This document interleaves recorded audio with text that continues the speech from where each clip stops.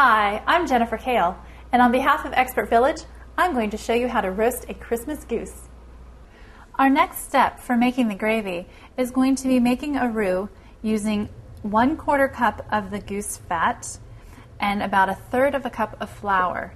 So we're going to pour this into a saucepan and then gently heat it up. We're going to start out about medium, and we want to get this nice and hot before we add our flour.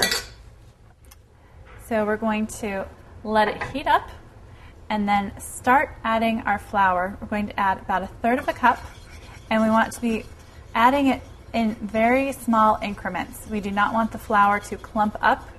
We want it to be able to be absorbed fully by the fat. So we need to use a wooden spoon and quickly mix it into the fat. And this is a time-consuming process, but the taste at the end is well worth it. You want to make sure that you're not getting any lumps of flour. You want to break all those up and add a little bit more. As this heats up, it's going to get thicker and thicker until you have a nice thick paste, which is what the roux means. It's a flour paste. And we're going to let this cook for a moment, and then we'll come back to it when it's done.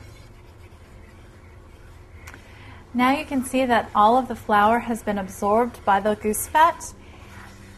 It's thickening up quite nicely.